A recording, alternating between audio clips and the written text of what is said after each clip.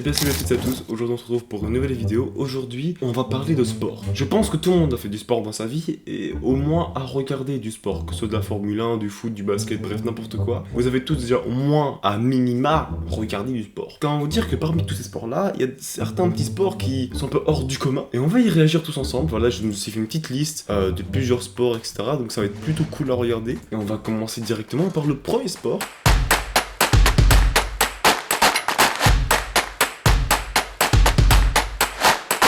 Alors les frères, non mais vous allez voir c'est marrant. Alors tout d'abord j'aimerais dire, hein, je suis pas là pour me moquer de qui que ce soit. Si maintenant vous faites ce sport, bah, vous le faites et puis voilà. Écoutez, j'essaye d'être un youtubeur lisse comme je le peux, d'accord. Je suis désolé. Bref, là les gars, oui l'équitation, et ben on retire le cheval. C'est quoi? C'est du saut de haie. Je suis complètement d'accord. Maintenant, et l'imagination va falloir être au taquet. Hein. Tu prends un bâton, tu le fous entre tes fesses.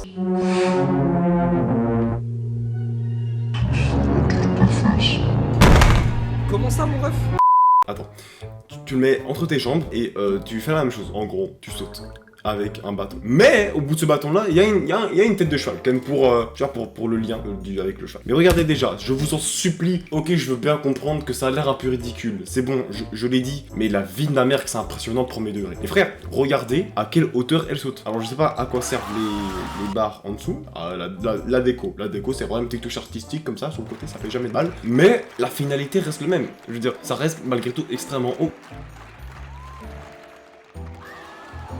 Sachez que là, voilà, il y a quand même un petit espace pour mettre les jambes au cas où, tu vois. Il me semble qu'il y avait un moment où il y avait une personne à côté. Voilà, une personne qui m'a l'air quand même plutôt grande, on va pas se mentir, voilà, elle m'a l'air pas petite. À côté, quand même, ça arrive facilement à ses épaules, quand même. Donc il y a vraiment des gens qui sont en train de sauter par-dessus une épaule d'une personne, pieds joints. C'est-à-dire, ils font même pas la technique du ciseau ancestral, là. Ils se mettent comme une planche, là. Enfin bref, on va passer au prochain sport.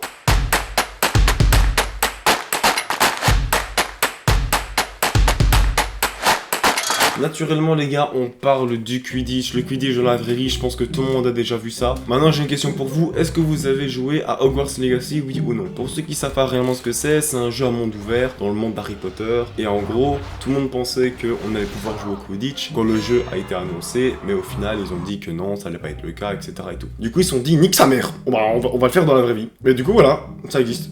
Il y a même le vif d'or, et j'étais étonné par le vif d'or parce que c'est un molosse de lave le truc. Le vif d'or c'est lui. Voici le vif d'or. Alors à part le fait qu'il a quand même une belle paire de chaussettes attachées à son fessier. Aïe aïe aïe. Oh chef. Oh chef. Oh ça va le bâton c'est un clément ou quoi le vif d'or gros c'est. Et la cerise sur le gâteau, c'est qu'ils ont un vrai stade de fou. Alors bon, c'est quand même la Coupe du Monde, donc je m'en doutais quand même qu'il allait avoir du monde. Petit sport sous-côté, ça peut être sympa à faire, pourquoi pas.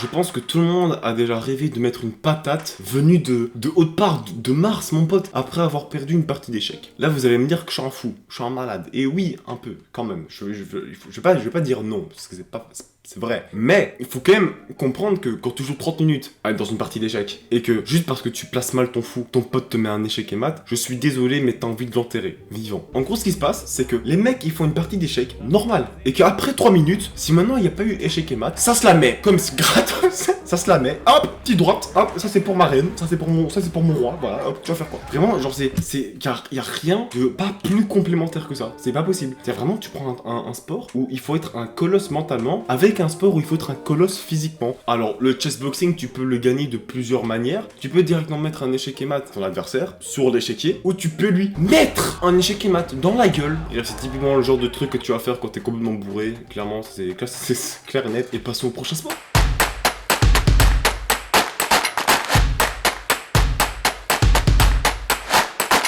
La course des bébés. Vraiment, cherchez pas, ça veut dire ce que ça veut dire, d'accord? Il disait que c'était un sport. Donc en gros, ça veut dire que techniquement, les petits qui ont à peine quelques mois là, c'est des athlètes de haut niveau, mais dans leur sport. Ils suivent une diète bien stricte pour avoir la meilleure aérodynamisme. Et bon, c'est frérot, ça y est, là j'abuse là.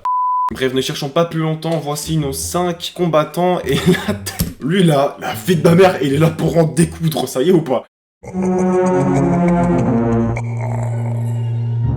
Donc vous aurez compris, il y a un parent d'un côté et l'autre de l'autre côté. Et c'est parti, le bébé numéro 1 qui, il va peut-être montrer aux autres qui est réellement le numéro 1, mais c'est sans compter sur le numéro 3 qui donne tout ce qui est en son pouvoir. Ils comprennent rien, sa mère, c'est une dinguerie. Non, mais par contre, c'est une dinguerie. Il faut faire un arrêt sur image. Pourquoi il a la coupe à Titeuf, le frère? Titeuf, numéro 3, avance vers sa mère l'attend, son père l'attend, et la prime de plus de 8 milliards d'euros l'attend également chez lui. Il regarde son avenir droit devant ses yeux et il continue, ne s'arrête pas, il ne regarde pas la concurrence à côté de lui. Le public ne fait que un dans sa tête et avec son esprit, c'est incroyable. Et il va toucher la ligne d'arrivée. Lui, il est, frérot, il est chez sa daronne en fait. Lui, c'est... Wesh! Voilà, dingue! Bon, c'est peut-être ça le désavantage de ne pas avoir un vrai trépied. Et vous allez voir le bordel que j'ai causé. Bref, c'est pas grave, on continue. Bref, en tout cas, ce que je voulais dire de base avant que ça parte en couille, c'est que le bébé là, il est aux anges. Et donc voilà, du coup c'est Titeuf qui a gagné la course quoi. Exceptionnel, qui s'y attendait. Bon les gars, je pense que ça va être la fin de la vidéo. N'hésitez pas à vous abonner et à interagir avec la vidéo. Et sur ce, on se retrouve la semaine prochaine. Merci d'avoir regardé, ciao. Va vraiment falloir que je trouve une outro, hein, parce que là ça va plus du tout.